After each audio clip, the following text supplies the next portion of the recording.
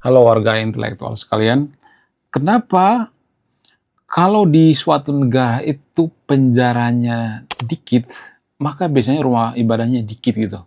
Kenapa semakin sedikit rumah ibadah, semakin sedikit penjaranya? Kenapa?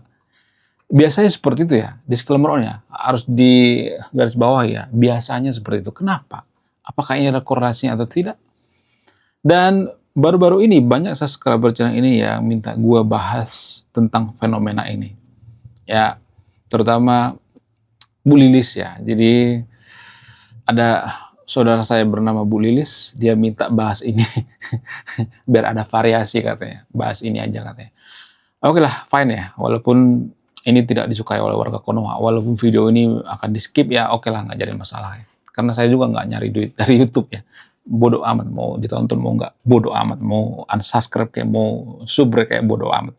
Jadi gini, kalau kita perhatikan seperti negara-negara Skandinavia, Norwegia dan sebagainya atau Belanda misalnya, kita ambil contoh Belanda. Belanda yang kita kata-katain penjajah itu ternyata penjara di Belanda itu sudah sepi. Bahkan sipirnya udah ngantuk-ngantuk ya ketika jaga tahanan. Udah nggak ada lagi mau dijaga coba.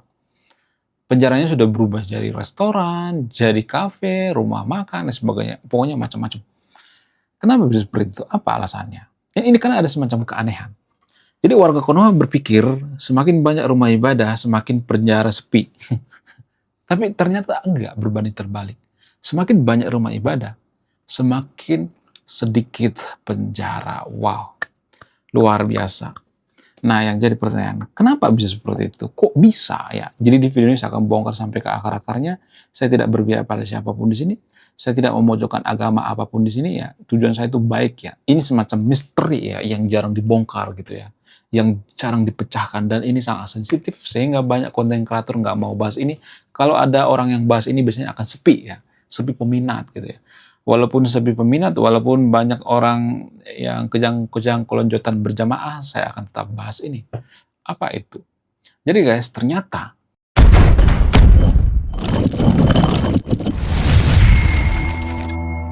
kenapa di suatu negara itu kalau semakin banyak rumah ibadah, penjaranya bukan semakin sepi ya, tapi semakin banyak gitu ya. Kemudian kalau rumah ibadah semakin sedikit, penjaranya juga semakin sedikit. Apa alasannya? Ini dari sudut pandang psikologi ya, bukan saya karang-karang sendiri ya. Jadi gini, kalau misalnya ada orang melakukan kesalahan, lalu dia berdoa kepada Tuhan, meminta maaf gitu.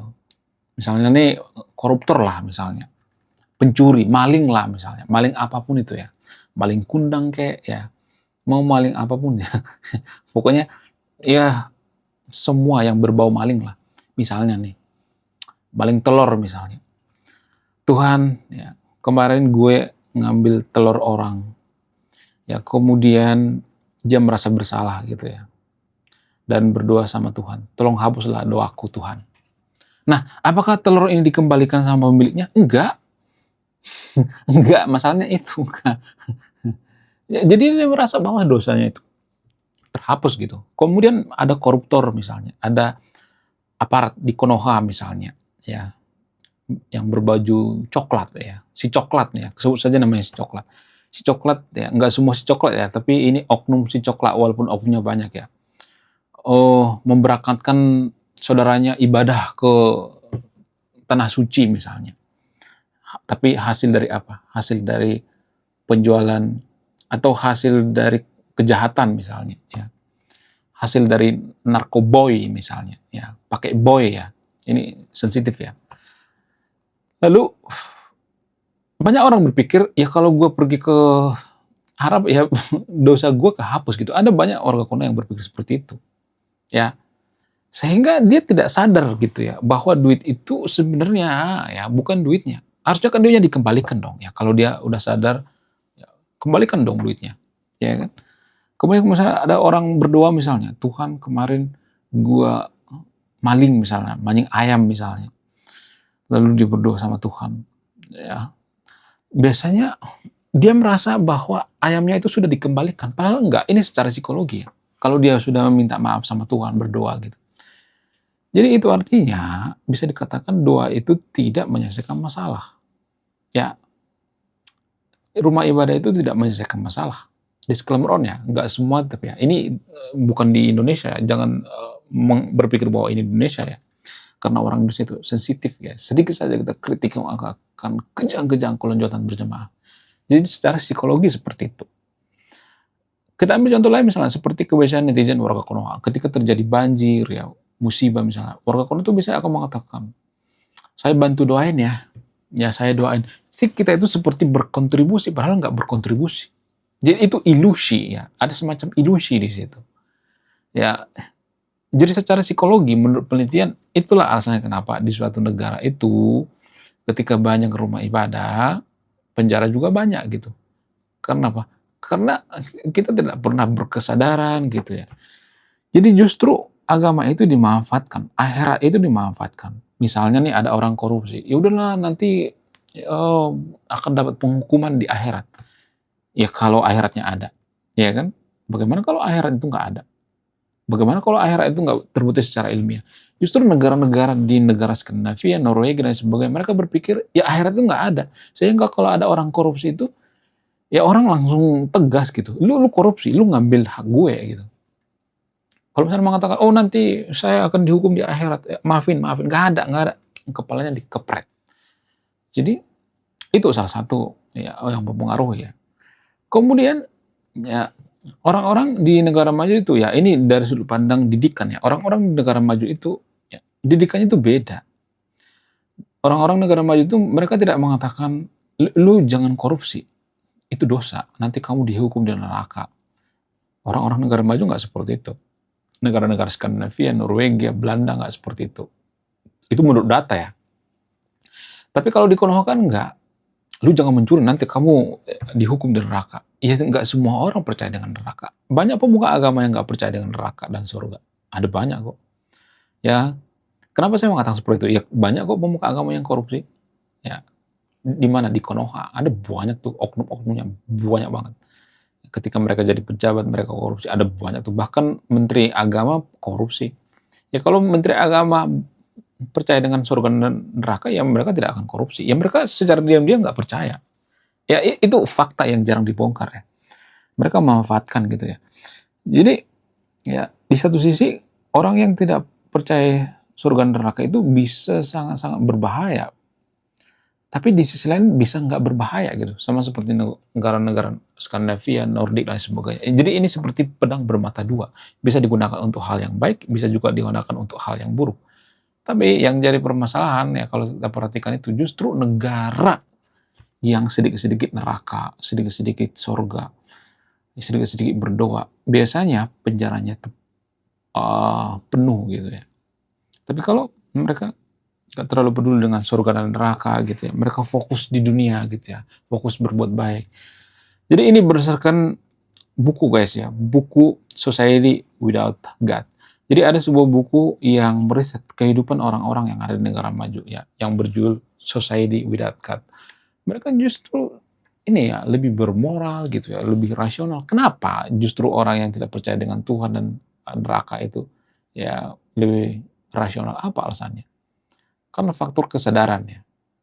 Jadi kalau misalnya mengatakan ya, ini kalau misalnya ada pertanyaannya, lalu orang yang beragama itu nggak berkesadaran? Enggak semuanya. Biasanya orang yang beragama itu susah berkesadaran karena apa? Karena mereka tidak diajarkan konsekuensi dari kecil gitu. Orang-orang di negara maju itu mengajarkan anaknya itu konsekuensi, bukan dosa. Jadi ini inti pembahasan ini ya. Orang-orang negara maju itu lebih fokus pada konsekuensi, bukan dosa. Ya, dosa itu ya tidak bisa diilmiahkan gitu. Konsekuensi bisa gitu. Misalnya gini, ya ini secara ilmiah ya. Misalnya nih, ada seorang pejabat misalnya. Lalu dia makan aspal misalnya. Dia ada proyek pembangunan jalan gitu. Lalu aspalnya dimakan 3 kilometer. Itu lumayan loh. Berapa miliar itu ya. Dimakan tuh aspalnya, ditelan ya. Aspalnya. Ya maksudnya di korupsi gitu ya. Nah, Kenapa ada banyak pejabat di Konoha seperti itu? Apa alasannya? Ya karena kecil diajarkan, "Lu jangan korupsi, nanti lu masuk neraka." Harusnya pengajaran itu biar tepat. Kalau lu makan aspal, lalu tiba-tiba ada lewat saudara lu lewat dari jalan itu ya, yang lagi hamil 9 bulan misalnya, atau yang sudah sakit-sakitan, ya tiba-tiba masuk lubang lalu meninggal. Itu kan konsekuensi. Itu lebih berpengaruh. Kalau lu punya saudara seperti itu gimana? Itu yang jadi pertanyaan. Ya, itu namanya konsekuensi ya. Bukan apa? Bukan oh nanti di akhirat dibahas. Enggak seperti itu. Ya, itu bukan jawaban yang bagus ya. Sehingga apa? Sehingga orang-orang di negara maju itu berpikirnya itu berkesadaran. Kita tuh nggak punya kesadaran ya. Kalau kita sudah berkesadaran, kita sudah di negara maju. Ya, saya ngomong apa-apa adanya gitu. Saya mau belak-belakan gitu. Coba buktikan secara ilmiah bahwa pola pikir kita itu benar. Pola pikir kita itu kacau gitu ya. Kalau pola pikir kita itu benar ya kita sudah dari negara maju. Kita nggak jadi negara maju karena apa? Karena pola pikir kita kacau. Kita harus mengakui itu. Ini mungkin susah ya, mengakui seperti ini susah. Jadi jangan sedikit salahkan orang lain gitu, salahkan diri sendiri. Ya, saya bukan orang suci ya, tapi sebisa mungkin saya melakukan kebaikan-kebaikan gitu ya, tidak merugikan orang lain. Ya, jadi apakah efek kita bangun rumah ibadah itu penjara semakin sepi? Enggak. Justru kebalikannya, guys. Nah, apakah rumah ibadah itu akan di-stop? Saya tidak mengatakan seperti itu. Ya, apakah pembangunan rumah ibadah itu harus di-stop? Saya tidak mengatakan seperti itu. Tapi berpikir rasional gitu. Kalau agama itu mengajarkan berpikir rasional, berpikir kritis, ya bernalar, berkesadaran, saya sepakat. Ya, saya tidak membenci agama di sini ya. Tapi permasalahan di Konoha, justru orang beragama itu mengatakan, gak usah pakai akal, akal manusia terbatas. Gak usah pakai akal yang wow gitu ya. Gak usah menggunakan otak gitu ya. Pikiran manusia terbatas. Nah ini yang jadi topeng ya. Karena kita mengatakan bahwa pikiran manusia terbatas ya sedikit-sedikit terbatas gitu ya. Ada masalah, oh terbatas. Ngapain mikir ini, mikir itu. Kan manusia terbatas. Kita miskin misalnya. Ya. Saya tidak ngata-ngatain orang miskin di sini ya. Miskin yang saya maksud itu miskin ilmu gitu ya. Nggak punya ilmu gitu. Oh manusia makan pemikirannya terbatas. Ya tidak bisa melampaui Tuhan. Ya udah ya gitu-gitu aja gitu. Kalau sedikit-sedikit, oh manusia kan pemikirannya terbatas. Capek jadinya ya. Capek deh.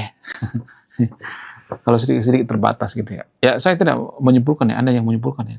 Menurut kalian gimana? Coba tulis di kolom komentar ya. Kemudian pertanyaan selanjutnya, apakah itu jaminan? Misalnya ya, kita kurangi pendirian rumah ibadah misalnya. Apakah penjara akan semakin sedih? Enggak langsung otomatis. Sama seperti sekuler. Kalau kita jadi negara sekuler, apakah kita jadi negara maju? Enggak juga. Ya. Tapi ada faktor yang mempengaruhi gitu ya. Dengan sekuler itu, ya kita berpeluang jadi negara maju. Kemudian, bagaimana dengan rumah ibadah? Menurut saya pribadi itu lebih baik kita membangun pendidikan yang berkualitas daripada rumah ibadah. Bukan berarti saya larang membangun rumah ibadah ya. Lebih baik membangun pendidikan yang berkualitas. Bukan pendidikan yang asal-asal gitu ya. Iya kan, itu yang jadi permasalahan. Ya, menurut kalian gimana? Coba tulis komentar ya. Tidak akan berpihak di video ini, Anda yang menyimpulkan. Ya. Belum kita lanjut. Jadi guys, kemarin ada yang nanya, lu apa sih kontribusinya bagi negara ini? Lu kontribusi saya ini guys ya. Nulis buku, judulnya Budi Tanpa Pekerti. Ini temanya bahas tentang agama. Kemudian sama luka. Kisah dalam buku ini ada seorang kiai bingung memilih antara menyelamatkan hutan atau menyelamatkan 1000 anak yatim. Link pembeliannya ada di pin komentar video ini. Jadi endingnya apa ya? Saya penasaran ini. Saya jadi penasaran ini isinya apa. Beli juga beli ini. Link pembeliannya ada di pin komentar video ini. Saya warga intelektual, salam rasional.